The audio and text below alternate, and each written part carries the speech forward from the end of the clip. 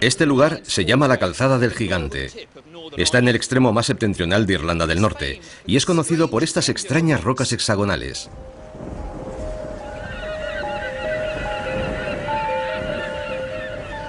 Hay más de 40.000 amontonadas en este pequeño pedazo de costa. Lo que las hace tan especiales es que son todas tan regulares y simples que a primera vista no encajan en este accidentado entorno natural.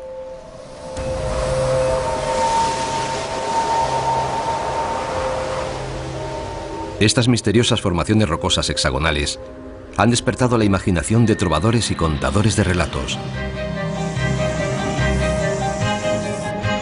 Pero su rara belleza es solo el principio de la historia, porque estas rocas son la prueba de que detrás de la naturaleza hay una fuerza geométrica oculta que la impregna y le sirve de sustento.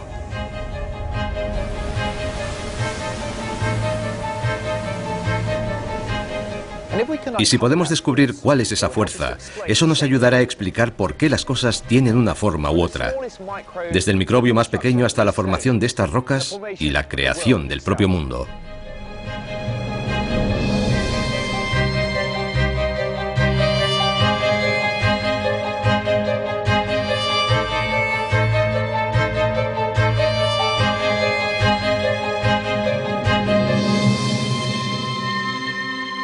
Códigos secretos.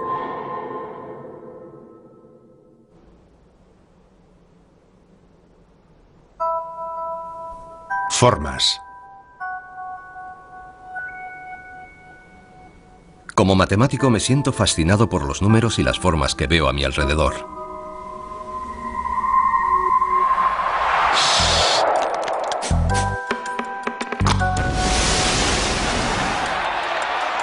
Todo está relacionado, desde las abejas a las pompas de jabón, desde los trabajos manuales de nuestros ancestros hasta la imaginación de los grandes artistas actuales.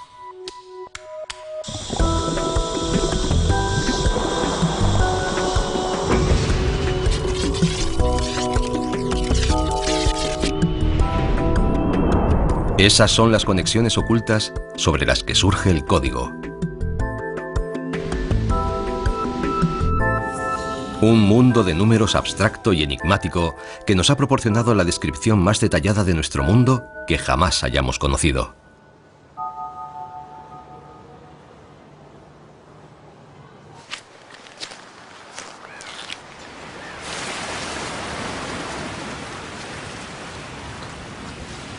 Desde que habitaran este lugar, hace 30.000 años, los humanos han intentado explicarse cómo pudieron emerger estas sorprendentes columnas hexagonales del fondo del mar de Irlanda. ¿Por qué tienen esa forma? ¿Y de dónde salieron originariamente? La leyenda dice que esta península fue una vez el hogar de un gigante llamado Finn McCool.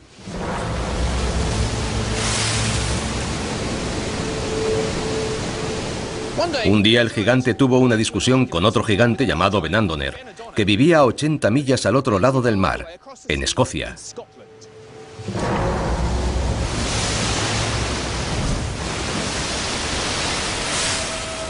Primero intercambiaron algunos insultos y enseguida pasaron a arrojarse piedras. Y las cosas no tardaron en descontrolarse. Benandoner clamaba que si pudiera nadar bien, enseguida vendría a ajustarle las cuentas a Finn. Finn estaba tan furioso que empezó a arrancar grandes trozos de tierra y a arrojarlos al mar para crear una especie de senda por la que el gigante escocés pudiera venir a enfrentarse a él. Y ahí es donde estoy yo ahora, sobre el trabajo artesano de un gigante.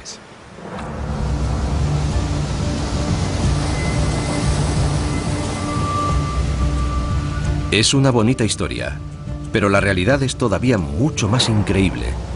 Porque lo que está escrito en estas rocas es la verdad absoluta acerca del universo.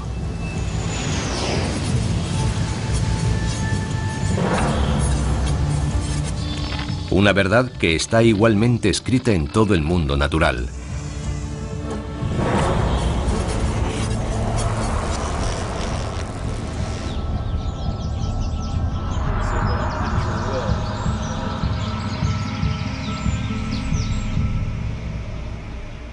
Estos vergeles de California acogen una de las mayores migraciones de animales de todo nuestro planeta.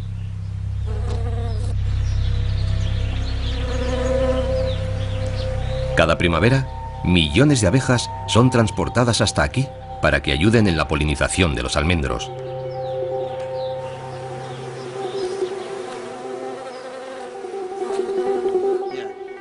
Unos cuantos miles de esos enjambres son propiedad de Steve Golding.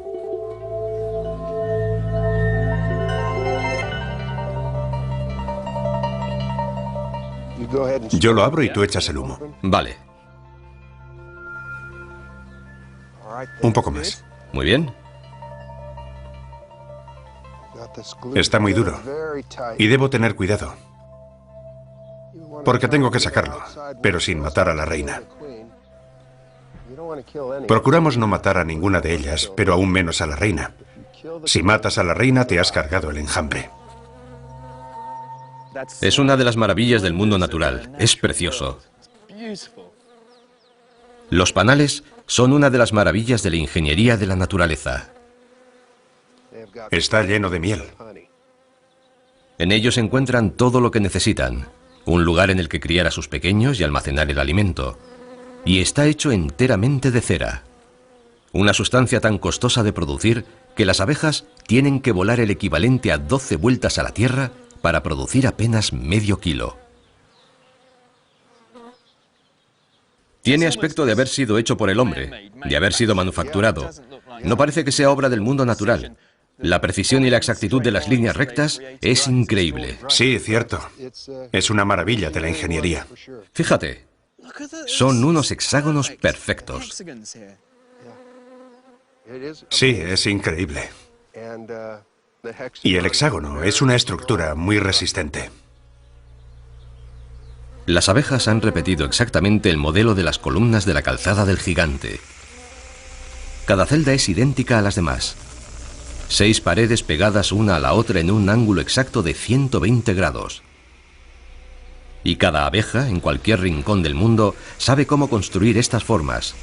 Es como si el hexágono estuviera integrado en el ADN de las abejas. Ahí puedes ver a las abejas dentro de su celda. Es casi del mismo tamaño que sus cuerpos. Sí. ¿Utilizarán su cuerpo para calcular la geometría? Bueno, yo diría que esa es una observación bastante acertada. Conozco alguna otra clase de abejas que tienen el cuerpo más pequeño y el tamaño de las celdas de sus panales es más pequeño. ¿Y los hexágonos? ¿Por qué hacen hexágonos en lugar de alguna otra figura irregular? Los han hecho desde hace miles y miles de años. Nacieron para hacerlos. Lo saben por instinto, saben que esa es la forma que debe tener su casa.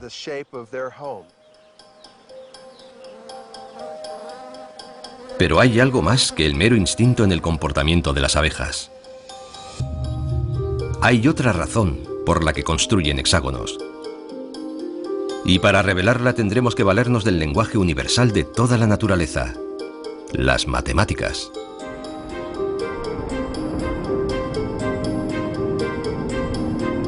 La necesidad básica de las abejas es almacenar la mayor cantidad posible de miel utilizando la menor cantidad posible de la preciosa cera.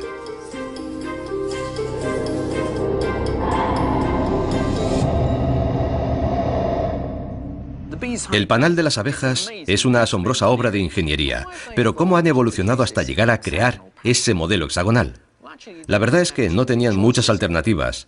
Si uno trata de poner pentágonos uno al lado del otro, la verdad es que no encajan bien. Los círculos también dejan muchos pequeños huecos libres entre ellos.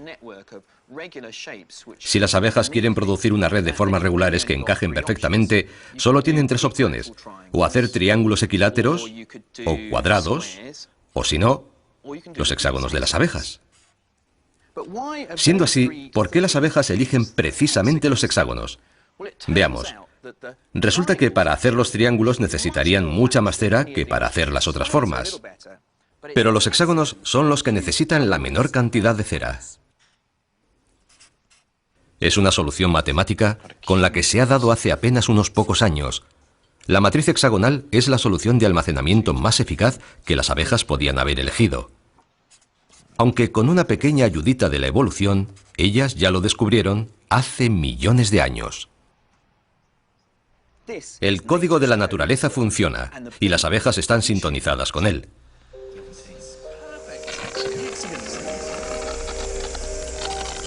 No resulta difícil comprobar por qué la eficiencia es tan importante para las abejas.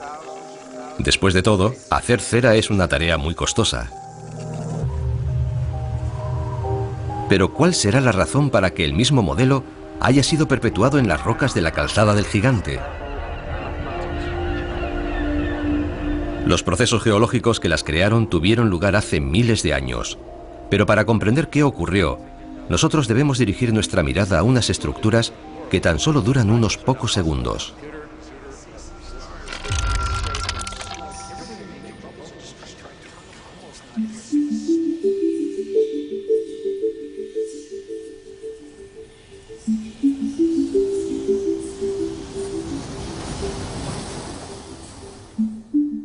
El jabón resulta ser todavía más fino que la longitud de onda de la luz. Es unas 20.000 veces más delgado que un pelo humano.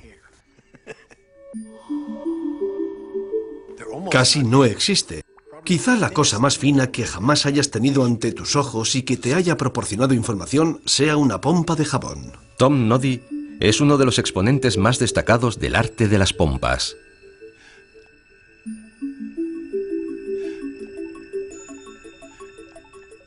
Los distintos colores de una pompa se deben a los diferentes grosores de la película de jabón. Eso quiere decir que cuando ves las distintas tonalidades de una pompa, estás captando un mapa topográfico de su superficie.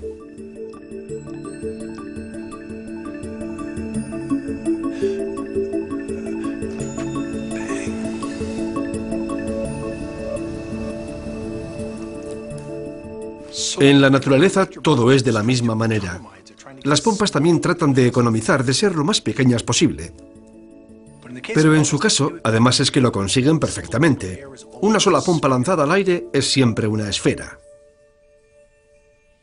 A primera vista parece obvio que la pompa tenga que ser redonda. Pero, ¿qué hay de especial en una esfera?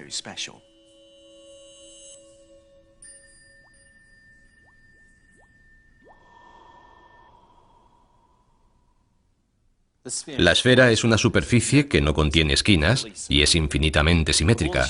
De todas las formas que una pompa podría adoptar, la esfera es una de las que tiene el área más pequeña, lo cual la convierte al mismo tiempo en la más eficiente.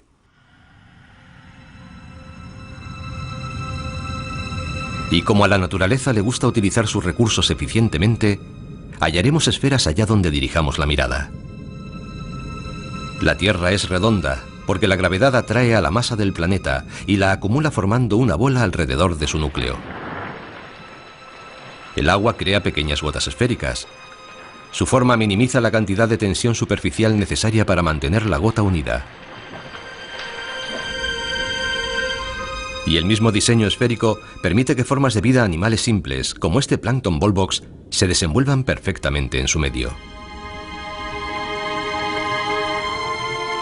Pero no todo tiene forma esférica. Y puesto que las pompas son tan finas y flexibles, las podemos usar para crear otras formas. Una sola burbuja en el aire siempre recrea una esfera.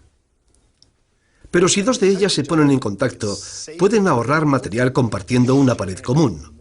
Y eso es lo que hacen. Si pueden ahorrarse área superficial aprovechándose de su entorno, inmediatamente se adaptan. Entonces, si tenemos una pompa, la esfera es la forma más eficaz. Pero si añadimos más pompas, entonces la geometría cambia. En nuestro ejemplo tenemos 4 pompas y podemos ver que se tocan en un punto. Pero si añadimos otra forma en medio, no obtenemos una pompa esférica, sino un pequeño tetraedro. Tiene 4 caras, pero no son lisas, son partes de una esfera. Pero cada vez intentan adoptar la forma más eficiente para adaptarse unas a otras. Así que ahora que tenemos 6 pompas, podemos ver que en el medio ha aparecido un pequeño cubo. Las leyes de la naturaleza funcionan. El universo está siempre adoptando la solución más eficiente que pueda adoptar. Y si las hacemos estallar, las pompas vuelven a modificar su forma, hasta que volvemos a quedarnos con una esfera. No tiene otra alternativa. Lo increíble es que las soluciones posibles son casi siempre figuras geométricas puras. Eso es un dodecaedro. Es fantástico.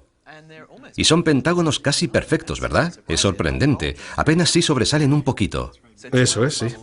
Entonces 12 pompas crean 12 caras. Y la forma más económica que pueden adoptar, con el mínimo consumo de energía, es un dodecaedro. Las pompas de jabón nos revelan algo fundamental acerca de la naturaleza, que es perezosa. Siempre trata de encontrar la forma más eficiente, la que necesita consumir menos energía y menos espacio.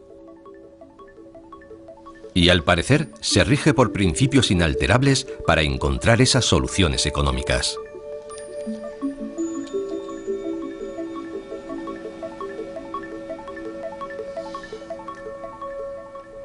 Las pompas son muy dinámicas. Cada vez que una estalla, las demás se reordenan para asumir la forma más eficaz posible. La forma que implique un menor consumo de energía.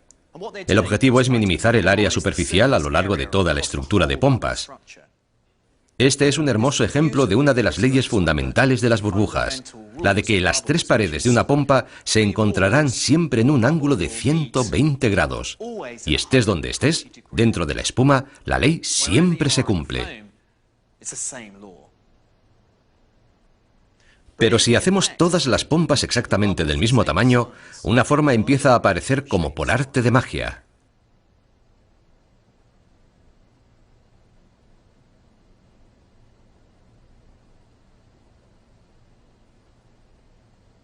El hexágono. Y cuando tienes un montón de hexágonos unos al lado de otros, el modelo que aparece espontáneamente es el perfil familiar de un ordenado panal de miel.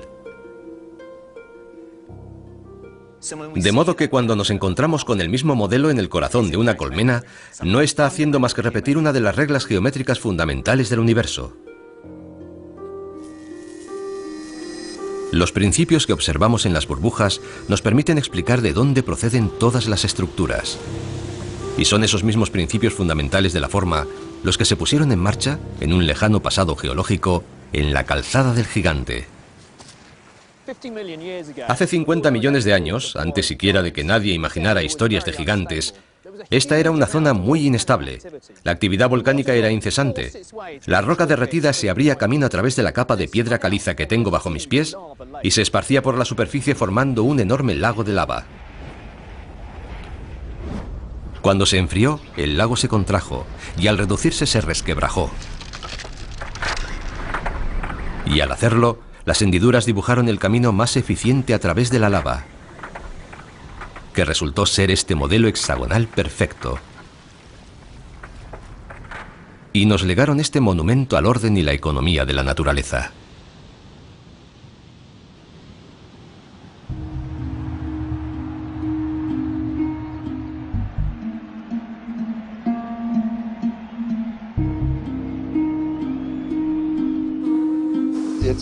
Es una maravilla de la ingeniería.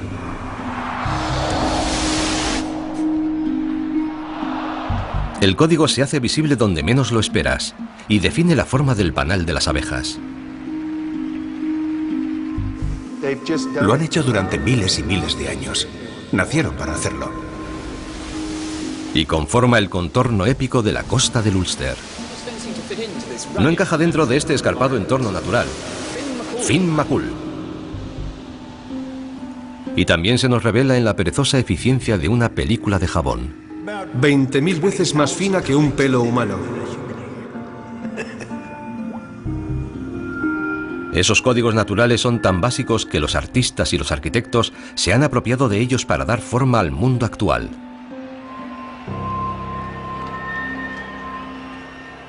Este es el Estadio Olímpico de Múnich, construido en 1972. Fue el escenario de una famosa victoria de la selección inglesa.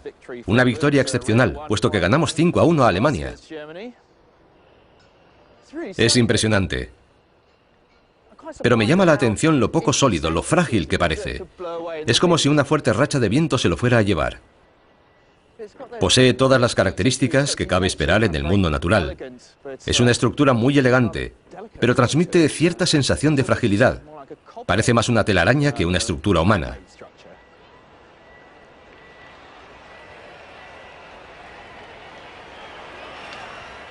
En 1972, o sea, en la era anterior al computador, era realmente difícil construir una estructura como esta. La distribución de las fuerzas que actúan sobre esta techumbre es una tarea increíblemente complicada. Habría sido prácticamente imposible calcular a mano una figura así y que resultara estable y asequible. Pero gracias a la revolucionaria idea de Frei Otto, ya no era necesario realizar los cálculos a mano.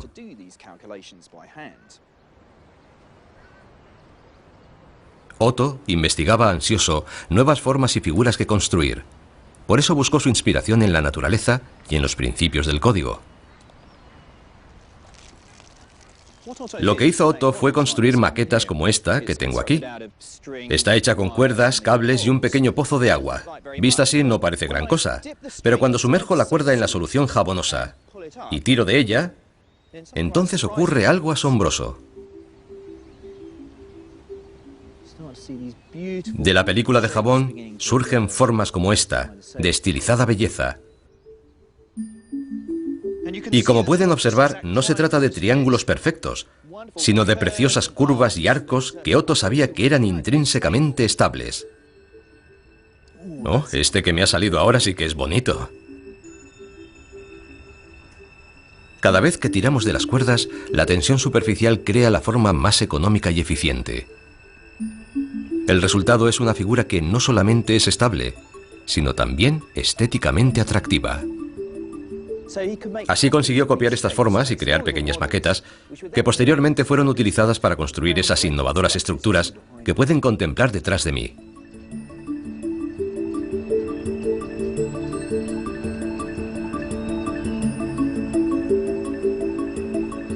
Frei Otto provocó una revolución en la arquitectura. Las curvas radicales del estadio de Múnich se han repetido en incontables estructuras actuales.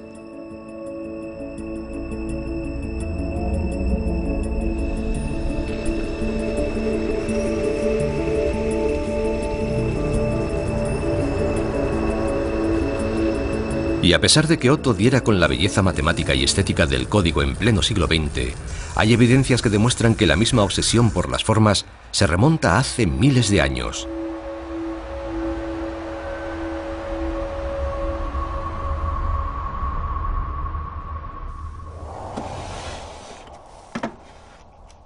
Estas bolas de piedra labrada fueron halladas en Escocia y se remontan al periodo neolítico, o sea, a hace más de 4000 años.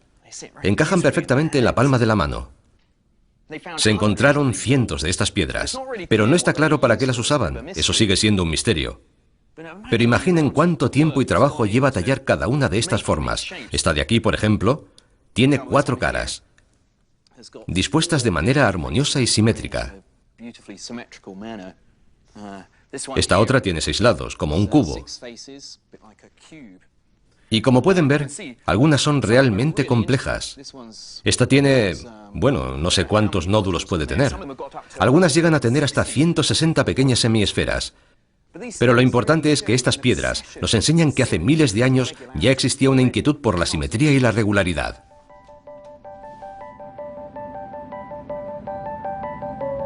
Y esa obsesión por las formas no es privativa de los antiguos escoceses. También la encontramos en otras culturas de otras partes del mundo. Los egipcios tenían sus pirámides. Pero fueron los griegos los primeros que tomaron esa fascinación natural por las formas y la convirtieron en un objeto de estudio. Pensaron que si eran capaces de comprender sus principios, serían capaces de describir el mundo entero. Y le dieron un nombre a aquella nueva idea, un nombre que significaba midiendo la tierra. La llamaron geometría. El pilar principal sobre el que se sustentaba la geometría fue el descubrimiento de 5 figuras perfectas llamadas sólidos platónicos, desde que Platón las considerara las piedras angulares de la naturaleza. Tenemos el tetraedro, con sus 4 caras, el cubo, que tiene 6, el octaedro 8, el dodecaedro 12 y el más complejo de estos cuerpos, el icosaedro, que tiene 20 caras. En la actualidad son más comúnmente conocidos como dados.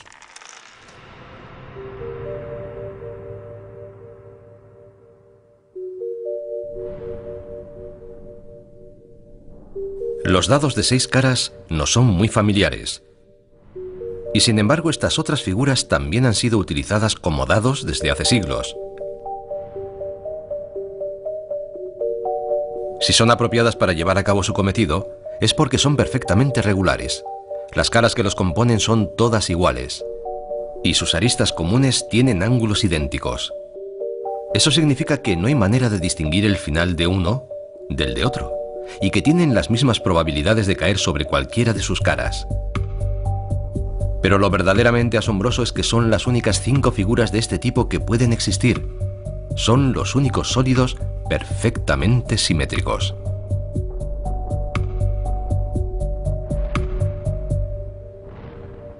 Esa simetría casi mágica es la que hizo creer a los griegos que estas formas eran tan relevantes, tanto que las asociaron con las piezas fundamentales de la naturaleza: el aire, el fuego, la tierra, el cosmos y el agua. Sobre esas 5 formas se edificó el mundo natural. Es fácil caer en la tentación de desestimar esta interpretación por demasiado simplista. Es obvio que el mundo que nos rodea no está hecho solo de 5 perfectas figuras geométricas.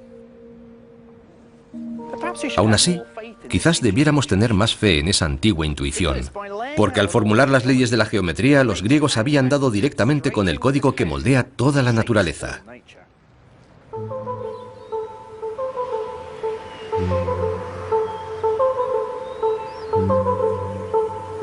Resulta que las intuiciones de los griegos acerca de sus formas eran correctas, pero ellos no podían saberlo, porque en aquel momento el mundo que se regía por sus leyes de geometría era completamente invisible para ellos, aunque podemos encontrar evidencias en el subsuelo a gran profundidad.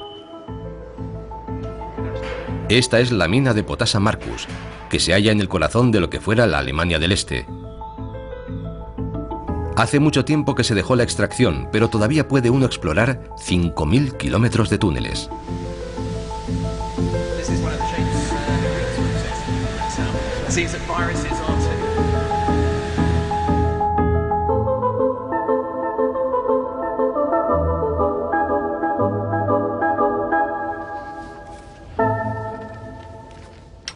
Es realmente impresionante. Nunca había visto algo similar. Yo diría que no hay nada igual en todo el mundo. Es asombroso, increíble. Y sigue hacia abajo por el túnel. La cavidad subterránea está repleta de perfectos cristales cúbicos que reflejan con precisión la geometría de los sólidos platónicos. Estos cubos son asombrosos. Fíjate, esta superficie es perfectamente lisa, y cuando llegas al borde y deslizas un dedo por él, está muy afilado. Desciende formando un ángulo recto exacto. A los arquitectos ya les gustaría poder trabajar con tanta precisión. No parece real. Y si miras dentro de ellos, puedes ver que todas las grietas forman ángulos rectos y figuras geométricas. Absolutamente irreal. Aunque en realidad esto no tiene nada de especial, solo es cloruro sódico, lo que conocemos como sal común. Lo mismo que le echamos a las patatas fritas. Lo que ocurre es que, claro, uno no se encuentra normalmente con un cristal de sal de este tamaño.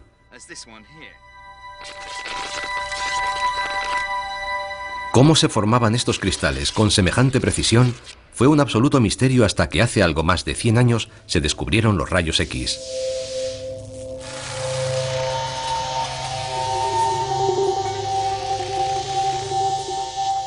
La capacidad de ver el interior del cuerpo humano revolucionó lo que hasta entonces sabíamos acerca de nuestra biología. Y cuando apuntamos los rayos X hacia los cristales, un mundo invisible se reveló ante nuestros ojos. Un mundo al mismo tiempo misterioso y geométrico. Era el mundo del átomo, y estas nítidas imágenes simétricas, llamadas patrones de difracción, podían desvelar cómo los átomos individuales se agrupaban para formar los cristales de esta caverna. Para comprenderlo mejor, tenemos que pensar que estos son sombras. Así, de la misma manera que una radiografía de mi mano es la sombra de los huesos que están bajo mi piel, esta es la sombra de los millones de átomos que contiene un cristal. En realidad es un poco más complicado, pero digamos que estas son proyecciones en 2 dimensiones de la estructura tridimensional que está dentro de este cristal. Ahora podemos analizar estos modelos y descubrir con certeza cómo se agrupan los átomos en el interior de la sal.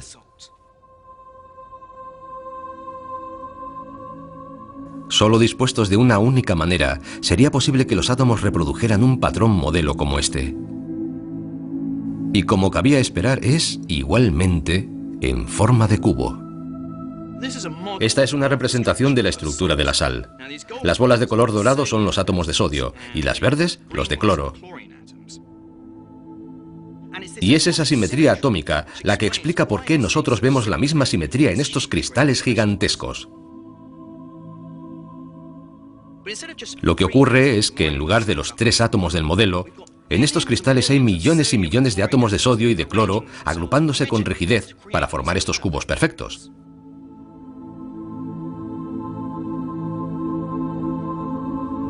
Lo más especial de esta cueva es que la perfecta disposición geométrica de los átomos se haya mantenido en esos cristales tan enormes. Constituyen una ventana abierta a la naturaleza, que nos permite observar cómo las leyes de la geometría rigen desde el nivel más elemental de los átomos.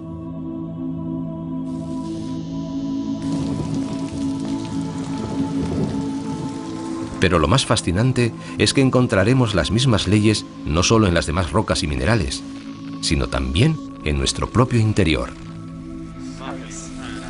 He venido al Departamento de Biología Química y Estructural de la Universidad Imperial College en Londres. Steve Matthews investiga cómo los átomos individuales construyen sistemas vivientes, como usted o como yo. Los rayos X son una radiación de energía muy poderosa y las proteínas son muy delicadas. Por eso lo enfriamos en un baño de nitrógeno líquido, con el que rociamos todo el cristal. En esta pequeña asa de alambre hay otro cristal, pero en esta ocasión se trata de un cristal de proteína. Es parte de la maquinaria de las células vivientes. Del mismo modo que hemos podido descubrir la estructura atómica de los cristales de sal por medio de los rayos X, igualmente podemos deducir la forma de las moléculas de proteína, aunque no es tan sencillo interpretar los resultados.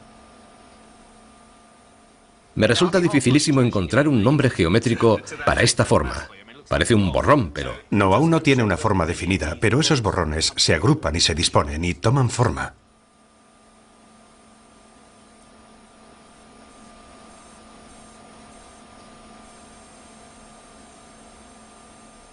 ¿Quieres decir que hay una estructura dentro de esa proteína y que es simétrica? Sí, eso es. Vaya, es increíble.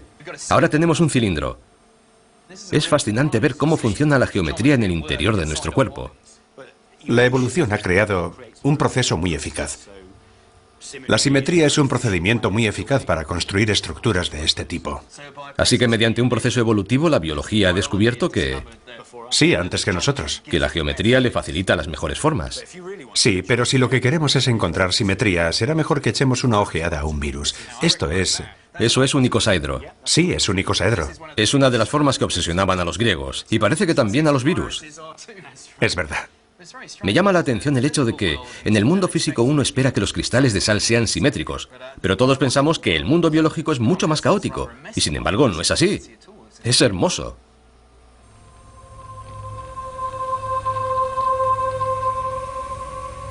Las formas geométricas que se encuentran en el corazón de nuestras células son las más eficaces que puede crear la naturaleza. Parece que los griegos tenían razón. Son sus formas las que construyen nuestro mundo y le dan su belleza natural.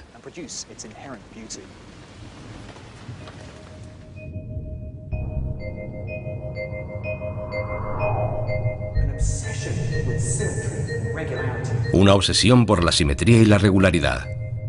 El código escoge las formas unas veces por su eficiencia, las piedras angulares de la naturaleza, y otras porque sirven de soporte para la estructura en la que encajan las piezas más diminutas.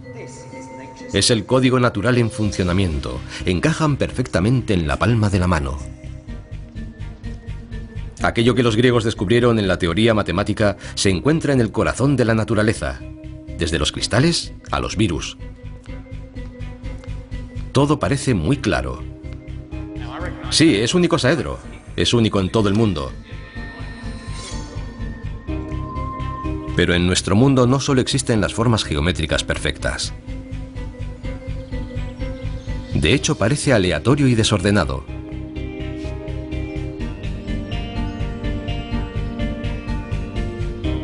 Para saber por qué, tenemos que dirigir nuestra atención al cielo y a los cristales que nos caen de él. Los copos de nieve se forman dentro de las nubes y caen a la Tierra en un vistoso despliegue.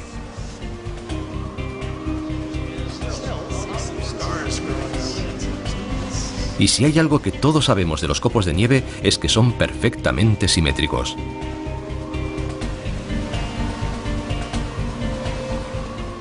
Ya hemos llegado. Este es el laboratorio de nieve. El físico Kenneth Liebrecht ha creado un laboratorio en el que crea y fotografía esos cristales perfectos.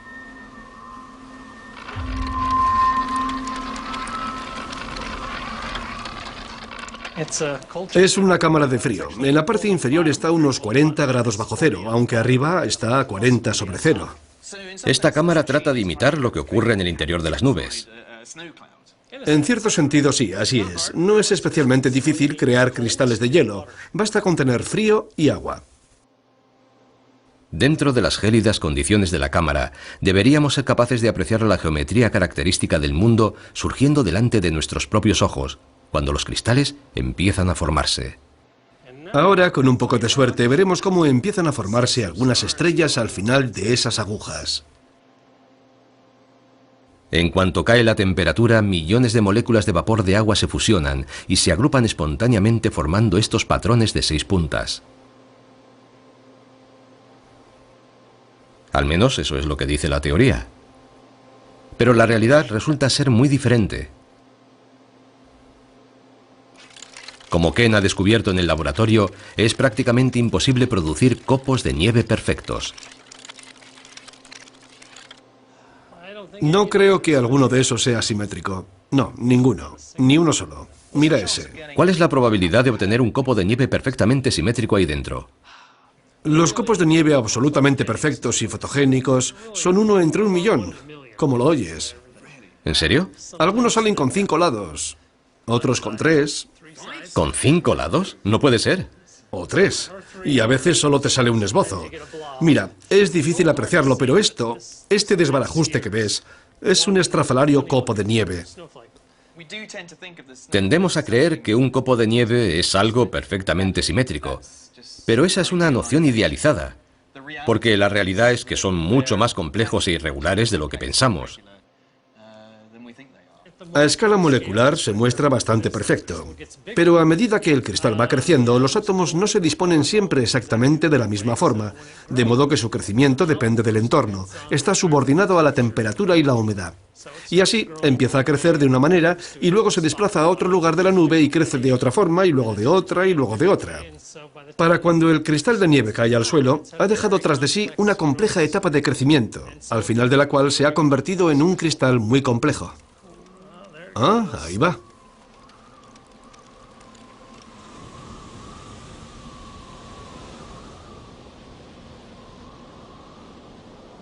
Al parecer, este es el límite con el que nos topamos cuando intentamos describir el mundo por medio de la geometría simple. Podemos ver cómo funcionan los cristales de sal de la cueva de cristal, pero realmente este es uno de los raros sitios de todo el mundo en el que puedes encontrar cristales semejantes. Las abejas emplean la geometría simple para construir sus panales. La perfección con que cumplen su cometido es el resultado de miles de años de evolución, y solo muy de vez en cuando puede uno encontrar un copo de nieve perfectamente simétrico. Porque a pesar de que al nivel de los átomos todo se forme con pulcritud geométrica, ese mismo orden subyacente se desmorona ante el embate de las fuerzas que compiten en nuestro caótico mundo. Ni siquiera la calzada del gigante es una matriz hexagonal pura. Está muy cerca de serlo. Pero entre los hexágonos también encontramos pentágonos, columnas de 7 lados, incluso unas pocas tienen 8 lados. Una red tan grande de hexágonos perfectos entrelazados simplemente no existe. Es evidente que el mundo no se forma solo a partir de formas geométricas simples. El movimiento del mar y el flujo de las olas, por ejemplo, son demasiado complejos para ser explicados únicamente en esos términos. Es difícil imaginar cómo podríamos dar con un código que desentrañase toda esa complejidad.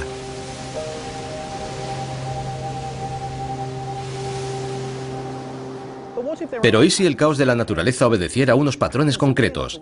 Unos patrones de los que no somos conscientes, pero que asumimos a un nivel subconsciente.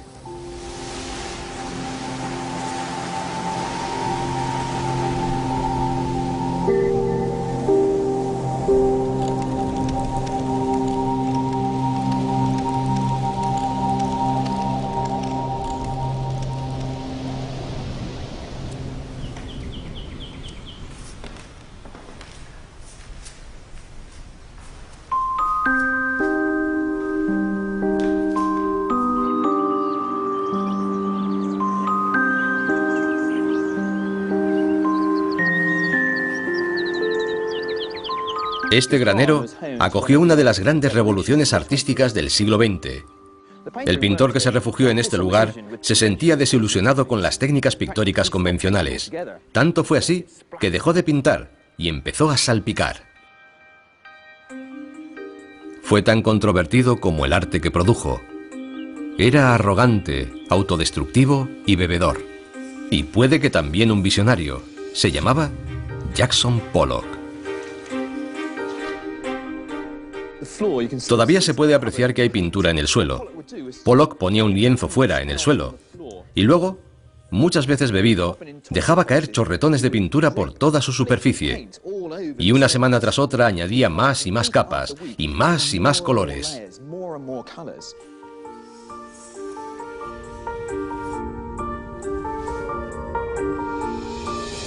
El resultado era increíble. Un gran estallido de impresionismo abstracto.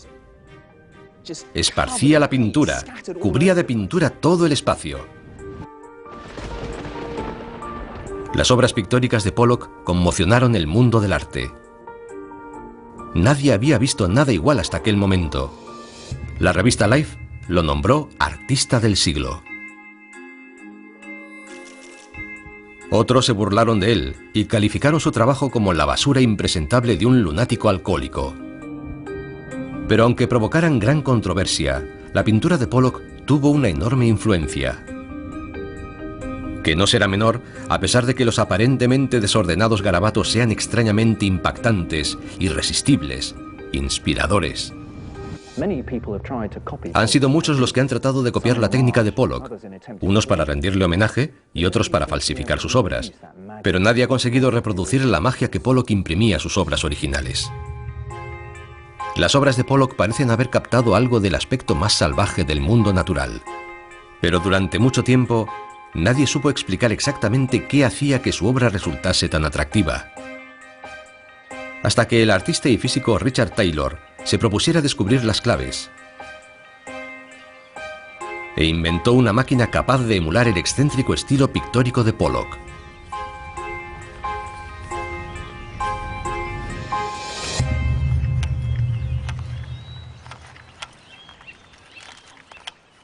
Todo se basa en este aparato al que llamamos el poloquizador. ¿Poloquizador? Me gusta. Básicamente consiste en un péndulo impulsado. Ya sabes que un péndulo sencillo es muy regular, como un reloj. Pero a nuestro le hemos añadido aquí arriba este mecanismo que golpea la cuerda del péndulo mientras está oscilando y que provoca un tipo de movimiento distinto al que llamamos movimiento caótico. Es como si esto fuera la mano de Pollock y simula el mismo movimiento que hacía mediante ese balanceo con el que pintamos. Eso es, son procedimientos muy similares.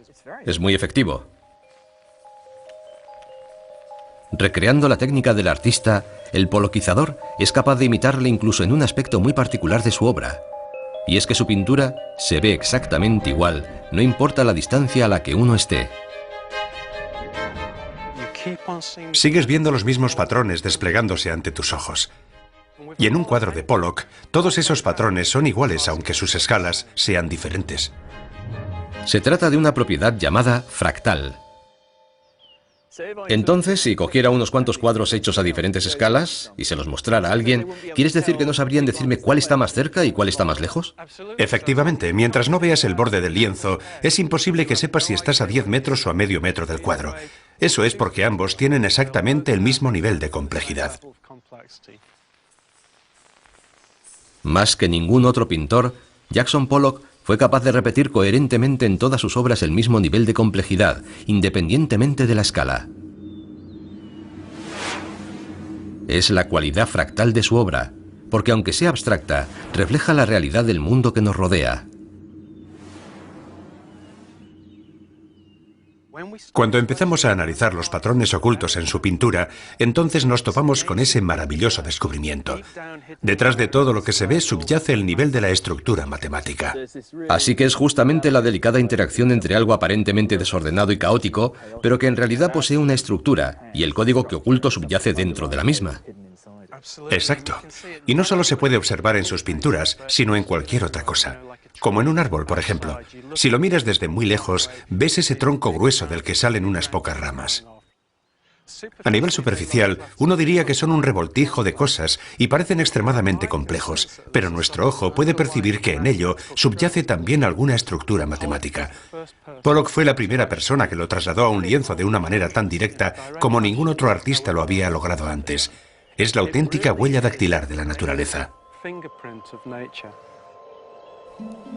Y eso es lo más fascinante del arte de Pollock. Él trató de crear una obra desprovista de significado convencional, y lo que hizo fue encontrarse con la esencia fundamental. Porque los fractales son la forma en que la naturaleza construye el mundo.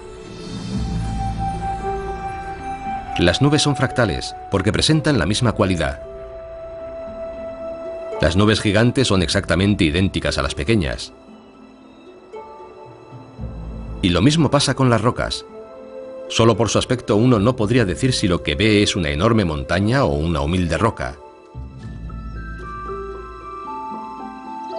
Y también hay fractales vivientes, como este árbol. Es fácil constatar que se trata de un fractal, porque si te fijas en una rama grande puedes observar que es una reproducción a pequeña escala del mismo árbol. Y las ramas más pequeñas que salen a su vez de las grandes también tienen la misma forma. Se trata del mismo patrón que se repite una y otra vez, solo que a diferentes escalas. Y los árboles constituyen una demostración palpable del enorme poder del sistema fractal. Su gran complejidad proviene de reglas muy sencillas. La razón por la que el árbol ha escogido esa forma es porque su objetivo es maximizar la cantidad de luz de sol que recibe. Un sistema muy ingenioso y muy simple a la vez, porque una sola regla es suficiente para crear esa figura. El árbol crece y luego se divide, crece y se divide. Y aplicando esa regla una y otra vez, obtenemos esa forma tan compleja a la que llamamos árbol.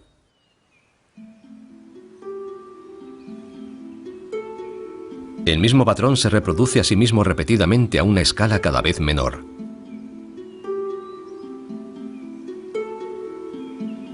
Es fácil comprobar la eficacia de esa regla. Crecer un poquito y luego ramificarse. Crecer y ramificarse. Y de pronto ante nuestros ojos aparece un árbol matemáticamente exacto. Pero del mismo modo que uno nunca encuentra un copo de nieve perfecto, tampoco encontrará un árbol perfecto. Pero si le añadimos una cierta variabilidad natural, diferentes capas de crecimiento, el viento y alguna incidencia ocasional, el resultado es un árbol de aspecto muy real. Y encontraremos el mismo sistema de ramificación fractal repetido en toda la naturaleza. En su interior subyace un nivel de estructura matemática.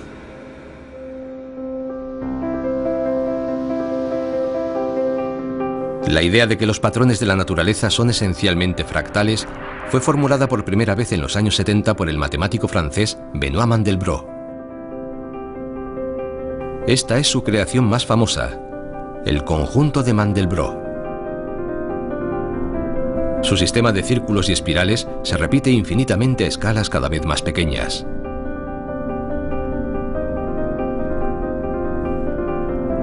Y esa infinita complejidad se creó a partir de una sencilla función matemática.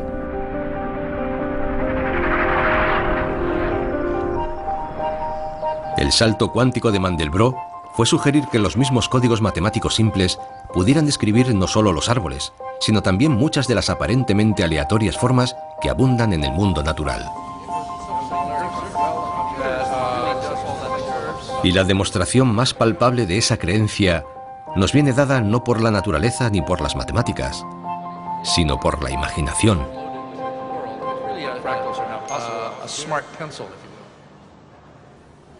En la década de los 80, un informático que trabajaba para la empresa aeronáutica Boeing estaba intentando generar imágenes de los aviones creadas por computador. En Boeing descubrimos un método de crear superficies curvas bastante perfectas y decidí aplicárselo a los aviones. En las imágenes de la publicidad de Boeing aparecían montañas en segundo plano detrás de los aviones y yo quería poner montes detrás de mi avión, pero no tenía ni conocimientos suficientes de matemáticas ni la más remota idea de cómo hacerlo. Así que lo que querías era algo que, independientemente de lo lejos o cerca que estuvieras, tuviera un aspecto natural, ¿no es así? Sí, eso es. Quería que parecieran reales, que pareciera que uno podía desplazarse por ellas con su cámara de fotos. Aún no existía un algoritmo que lo hiciese, así que yo me puse a inventarlo, a desarrollar un algoritmo que reprodujese las imágenes de las montañas. En aquella época, crear un cilindro virtual ya era una tarea casi imposible. Así que recrear de manera realista el perfil recortado y aleatorio de una cadena montañosa parecía imposible. Pero Loren tuvo una idea inspirada. Coincidió que el libro de Mandelbrot se publicó en aquel momento. Traía ilustraciones de lo que las matemáticas de fractales eran capaces de generar y me dije, si encuentro la manera de implementar esas matemáticas en mi ordenador, ya está, podré crear imágenes de las montañas. Loren se puso a trabajar para dar con la forma de coger las teorías de Mandelbrot sobre el mundo real y aplicarlas en la creación de mundos virtuales. Esta es una sencilla película que hice en 1980. El paisaje lo construí yo, a mano, utilizando unos 100 grandes triángulos. Ya, pero no parece muy natural. No, es demasiado piramidal. Pero si cogemos cada uno de esos grandes triángulos y los dividimos en triángulos más pequeños, hasta el punto en que ya los triángulos apenas son perceptibles,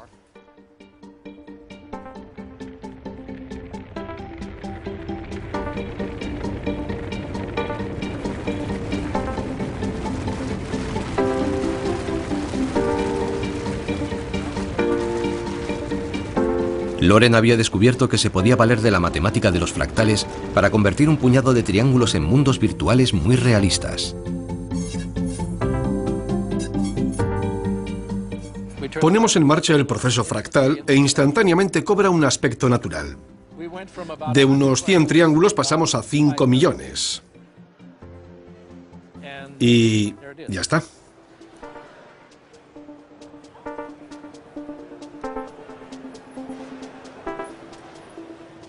Ya podemos saltar desde el acantilado. Parece que es un mundo tridimensional auténtico. Y podemos sobrevolar el paisaje. Sí, tanto si nos alejamos 10 kilómetros como si nos acercamos a 10 centímetros. Todos los detalles son generados automáticamente en solo unos segundos. Es esa cualidad fractal, esa complejidad infinita la que lo consigue. Es lo que yo quería. Sí. Bajo los estándares actuales, esta animación puede que no sea muy buena. Pero en los años 80 nadie había imaginado algo así. Si hubieras tenido que hacerlo a mano, cuadro a cuadro, te habría llevado 100 años. un siglo. ¿Y cuánto tiempo te llevó generar esto? Unos 15 minutos por cuadro, en un ordenador más lento que mi teléfono móvil. Ese cortometraje cambió para siempre el mundo de la animación y revolucionó Hollywood. Loren se animó a cofundar Pixar, uno de los estudios más exitosos del mundo. Cars, Monsters y por supuesto Toys deben su existencia al código, un imperio construido sobre el poder de los fractales.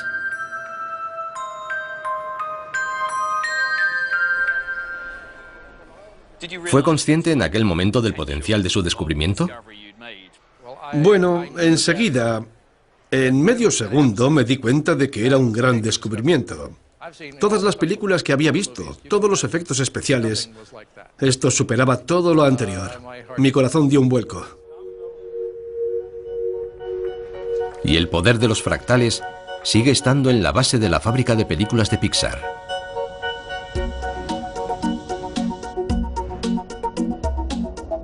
Utilizan la regla de la repetición y la autosemejanza para crear peñas, nubes y bosques.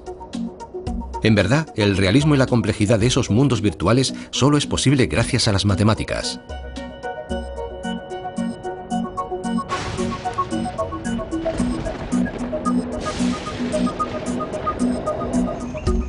En esas películas, los fractales están en todos lados. Generan la textura de las rocas y dan vida a la selva.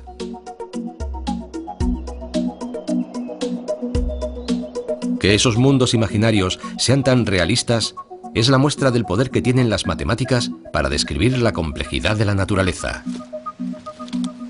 Son la evidencia de que hemos divisado el código que gobierna la forma del mundo.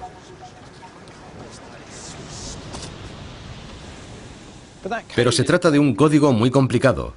Si queremos entender la forma del mundo, tendremos que empezar por considerar el funcionamiento de la geometría de las formas al nivel más simple. Debemos tener en cuenta que el universo es perezoso y que siempre buscará la solución más eficiente.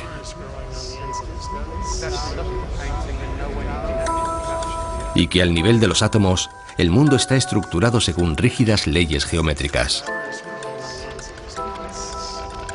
que fueron formuladas por primera vez por los antiguos griegos hace miles de años.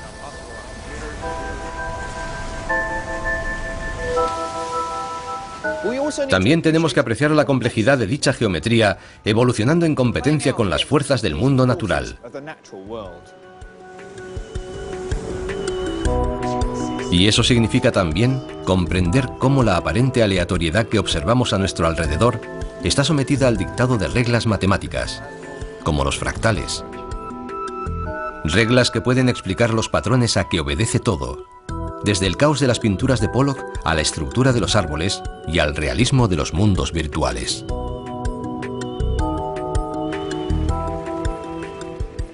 Esa es precisamente la belleza del código.